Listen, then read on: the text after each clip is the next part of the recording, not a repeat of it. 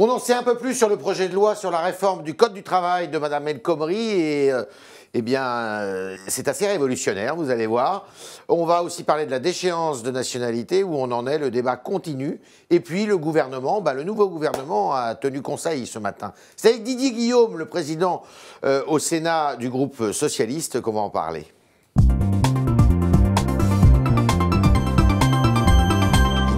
Bonjour. Bonjour. Alors, ce matin, un scoop dans le Parisien, chez un confrère qui donne les grandes lignes du projet de loi ou de l'avant-projet de loi de Mme El Khomri sur la réforme du droit du travail. Et là, on s'aperçoit que c'est une révolution totale. C'est-à-dire qu'on fait sauter tous les codes et on dit aux entreprises, c'est à vous de vous prendre en main et de savoir ce qui est bon pour vous. Qu'est-ce que vous en tirez comme conclusion? Oui, c'est à la fois protection et à la fois libération. C'est du libéralisme. C'est un peu ça. Non, c'est pas du libéralisme, parce que je dis il y a la protection. C'est quoi la protection? protection? Mais encore qu'il n'y a pas de gros mots à dire. Ouais. Tout simplement, nous, ce que nous disons, c'est que ça ne peut pas être totalement dérégulé. C'est impossible que le travail soit dérégulé. Il n'empêche qu'on peut laisser la possibilité à des accords de branche, à des accords d'entreprise, si tant est qu'il y ait plus de 50% de salariés qui le votent. Il faut débloquer les choses. Le message, moi, que je veux faire passer, et que veut faire passer le chef de l'État et le Premier ministre, c'est qu'il faut aller encore plus loin. Pas n'importe où. Travailler jusqu'à 60 heures par semaine, mais encore plus loin. Si tout le monde est d'accord dans l'entreprise. Mais vous savez qu'il y a certaines branches, il y a certaines entreprises dans lesquelles il y a déjà des heures supplémentaires, il y a déjà des gens qui travaillent. Il y a des moments où il y a moins de travail dans telle ou telle filière, et d'autres moments où il y en a plus. Donnons la possibilité, avec des accords interprofessionnels, des accords de branche, des accords de filière. Vont même pouvoir travailler 10 heures par jour. Non mais attendez, il va y avoir c'est une révolution copernicienne quand même là. Oui, c'est peut-être pas pour vous déplaire d'ailleurs. Mais vous n'avez pas donné votre point de vue d'ailleurs. Je ne suis qu'un petit observateur, mais moi, dans l'affaire. Il n'empêche, je crois que pour revenir très, très sérieusement, le président de la République a pris vraiment la mesure de la situation dans ce pays. On l'a vu sur la sécurité, on le voit dans l'économie avec le pacte de responsabilité, on le voit maintenant dans le travail et dans le social. Ça peut passer, ça? Vous pensez nous sommes en pleine mutation. Ça peut passer? Oui, je crois que ça peut passer. Il faut essayer. Là, on a déjà pris contact au Figaro avec certains syndicats, M. Mailly est au sans coup. Bon, ça met quand même à mal pas mal de tabous. Je crois qu'il faut éviter... Enfin, il y a deux écueils à éviter. Le statu quo et garder les vieilles lunes. Et puis partir, on ne sait pas trop où, et tout laisser à volo. C'est le juste milieu que faire. Le réformisme que veut le président de la République, le social-réformisme, c'est cela. Mais alors, il faudra discuter avec des syndicats. Je ne sais pas ce que pense la CFDT, qui est un syndicat réformiste. On verra ce qui se passera à l'Assemblée nationale. Il y aura des débats. Mais il n'empêche qu'il faut avancer. On se dit qu'il y a quand même parfois des contradictions. Hier, le Premier ministre lui-même dit aux entreprises, mais vous ne jouez pas le jeu du pacte de responsabilité, vous embauchez pas et tout ça. Et puis, pof, aujourd'hui, on tombe sur le projet de loi qui est vraiment qu'aurait même un gouvernement de droite, je ne sais même pas s'il aurait pu l'écrire. Non mais je crois que c'est pas ça. Ce que dit le Premier ministre sur le pacte de responsabilité, sur le CICE, c'est 41 milliards de baisse de charges pour les entreprises, ça n'a jamais été fait avant. Pour les PME, pour les TPE, je le vois chez moi, les choses fonctionnent. Ces chefs d'entreprise-là s'en sont saisis pour se maintenir, pour investir. C'est les grosses boîtes. Mais pour les grosses boîtes qui touchent plusieurs dizaines, plusieurs centaines de milliers d'euros, il y a des efforts à faire. Alors il ne s'agit pas de faire du zigzag. Nous voulons garder le cap. Et moi, j'aimerais autant que l'on ne change rien sur le CICE. Mais si les entreprises, les grosses, ne jouent pas le jeu, alors ben voilà. Le projet de loi El Khomri, il passera quand? Quand est-ce qu'il est je ne sais pas, il n'est pas programmé pour l'instant. Au printemps, je pense. Ça peut passer.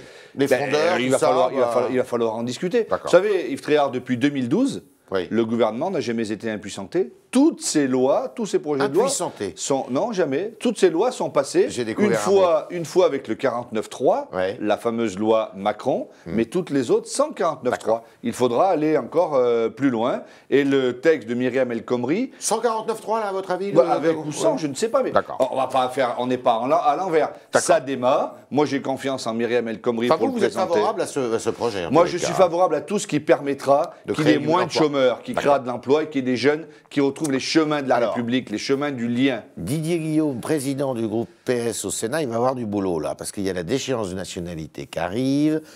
On sait que la droite au Sénat, qui est majoritaire, veut détricoter ce qui a été fait par l'Assemblée nationale. Mais on sait que vous êtes aussi un fin négociateur, que M. Larcher s'y entend pour négocier, M. Retailleau aussi. Est-ce que vous êtes confiant pour que vous arriviez à quelque chose qui soit présentable et qui soit un compromis?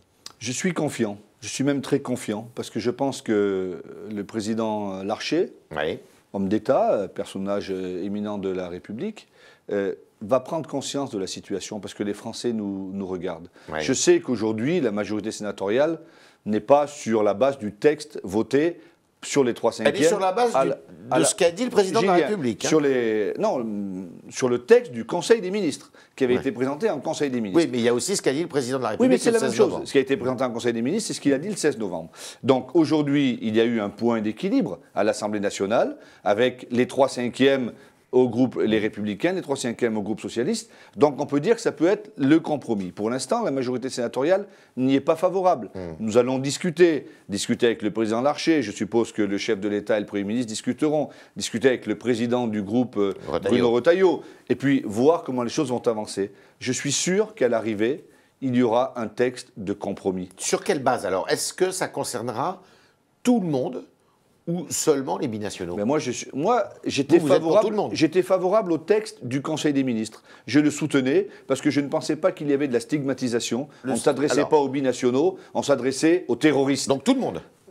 Non, au départ, c'était pas ça, aux binationaux. Bon. Voilà. Et moi, j'ai toujours compris qu'on ne s'adressait pas aux binationaux, aux franco-marocains, aux franco-algériens, aux syriens, aux terroristes. C'est de terrorisme dont il s'agit. Mais il a fallu avancer, parce qu'à droite comme à gauche, il y avait des évolutions, il y avait des blocages. L'Assemblée nationale a trouvé un texte de compromis qui s'adresse à tout le monde sans apatridie. Il me semble que ce pourrait être le terrain d'atterrissage à l'arrivée. Le président des Républicains, Nicolas Sarkozy, le premier secrétaire du Parti socialiste, Jean-Christophe Cambadélis, ont été d'accord sur cette position. Il faut expliquer comment on s'adresse à tout le monde sans faire d'apatride, quand même. Mais ça, je ne suis pas juriste, il suffit de peut-être de regarder la convention, la convention 61. Bref, nous verrons ce que va faire le Sénat. J'ai beau être observateur, je regarde quand même aussi. Peut-être y aura-t-il un texte différent qui sortira le 18 mars de celui de l'Assemblée nationale. Il y aura une navette, on aller-retour, nous regarderons. Ça sera en bonne intelligence, tout ça. L'enjeu, je pense qu'il est double. Un, s'adresser aux Français, en leur disant le terrorisme nous rassemble. C'est l'ennemi. Enfin, la lutte contre le terrorisme nous rassemble. L'unité nationale, elle est indispensable. Et puis la deuxième chose, c'est de se dire, on peut avoir des divergences politiques, des divergences d'analyse, mais à un moment, il faut que chacun fasse un pas l'un vers l'autre afin d'atterrir sur un texte qui soit compris, qui soit voté en Congrès. Vous voyez ça quand ? Au Sénat, le vote a lieu le 22 mars. Si les choses ne sont pas conformes, après il y aura un mois et deuxième quinzaine d'avril, il faut que tout ça s'arrête. Le Congrès, il sera si Congrès il y a, il sera convoqué quand ? Je ne sais pas, fin avril, début mai. Oui. Vous êtes confiant, vous pensez qu'il peut y avoir une majorité ? Oui, je pense qu'il peut y avoir un congrès, parce que s'il n'y avait pas un congrès, ce ne serait pas la défaite de François Hollande. Comme s'il y avait un congrès réussi, ce ne serait pas la victoire de François Hollande. Mais l'un et l'autre, c'est la France qui est en jeu, c'est la nation française. Qu'est-ce que vous répondez à Brice Hortefeux? Vous avez vu hier, il n'a pas été content avec ce que vous avez dit. Parce que vous avez dit que finalement ce sujet était l'otage de la primaire. Oui, alors le bout de phrase alors lui, il dit vous avez tenu des propos injurieux. Non, c'est pas du tout injurieux. Le bout de phrase que... Vous en êtes expliqué avec lui? Vous l'avez eu au téléphone? Je m'en suis pas expliqué. Vous avez son portable? Non, je n'ai pas son portable. Je suis désolé.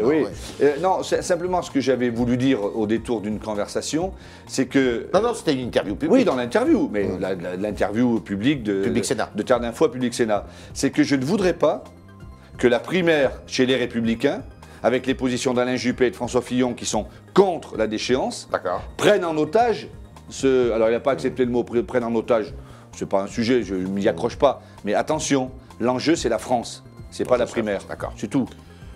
Premier Conseil des ministres de ce nouveau gouvernement. Il vous plaît ce gouvernement? Il me plaît. Il vous plaît? Il me plaît, Madame Cosse, là, moi, qui vous dit, moi, la déchéance de nationalité, je suis contre. Notre-Dame-de-Lande, je suis contre. Oui, mais vous savez, dans un gouvernement, qu'il soit de droite comme de gauche, il n'y a pas forcément l'unité sur tous les sujets. Ce qui compte... Oui, mais un ministre, ça ferme sa gueule ou ça démissionne. Pour l'instant, ni elle l'a ouvert, ni elle l'a fermé sur le sujet. Ce qui compte, c'est la ligne fixée par le président de la République sous l'autorité du Premier ministre qui est indiscutable. Vous, personnellement, vous êtes favorable à Notre-Dame-des-Landes? Moi, je suis favorable à deux choses. d'abord faire respecter la loi. Il n'y a pas de zone de non-droit. On ne peut pas montrer du doigt certains quartiers et dire qu'à Notre-Dame-des-Landes, les choses vont. Donc il faudra, une fois que les recours seront purgés, laisser filer et vider cette zone. Ensuite, je trouve que la position du gouvernement est plutôt bien. Elle est à la fois habile et elle est à la fois claire. Référendum. Ça fait 40 ans qu'on en parle, Tréhard. 40 ans. Ce référendum, est-ce qu'il est possible alors écoutez, j'espère qu'il sera possible. Au niveau de la Loire-Atlantique. Oui, j'espère qu'il sera possible. On dit que finalement, c'est un projet d'État, comme c'est l'État, voilà, mais il suffit de trouver l'argutie juridique qui fera que les gens. Je n'ai pas à être inquiet, je ne sais pas ce qu'il en sera, mais les habitants de la Loire-Atlantique diront ce qu'ils ont à dire, et le chef de l'État l'a dit, si c'est pour, on construit, si c'est contre, on se pose la question. Didier Guillaume, pour un socialiste, vous êtes extrêmement constructif derrière, non pas que les socialistes ne soient pas constructifs, mais vous êtes très optimiste sur l'avenir des projets gouvernementaux. Je suis très inquiet, mais optimiste. Je suis très inquiet parce que ça va pas, quoi. La vie politique va mal en ce moment.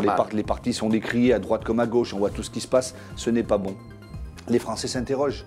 Le chômage, le terrorisme, les difficultés qu'ils rencontrent, l'abandon de certains territoires. La parole politique aussi, la crise en doute. J'y viens, la crise agricole qui est très forte. La parole politique ne pèse pas assez aujourd'hui. Et donc je suis inquiet parce que les Français se détournent de nous, se détournent de la politique, de la droite comme de la gauche. C'est bien ça qu'il faut pour restaurer la parole politique. Mais je suis optimiste parce que je pense que la force du chef de l'État, du président de la République, c'est d'arriver à un moment ou un autre, un moment que j'espère le plus proche possible, à donner un sens à cette action, à donner de la cohérence. Puis il nous revient à nous, non pas uniquement de nous regarder le nombril, non pas uniquement de toujours montrer ce qui ne va pas, mais c'est de dire ce qui va, de dire ce qui marche, et des choses qui marchent. Vous êtes d'accord quand Manuel Valls, il y a 2 jours, dit « mais moi, j'en ai assez, je ne suis pas Marine Le Pen, François Hollande, c'est pas François Sarkozy, en fait, il y a la gauche de la gauche, j'ai pas besoin d'elle. » Vous êtes d'accord avec ça? Non, mais enfin, je suis d'accord. Vous voulez une gauche pragmatique, réaliste, c'est ça Moi, ma position, vous la connaissez, pas de dogmatisme, du pragmatisme, à partir de nos valeurs.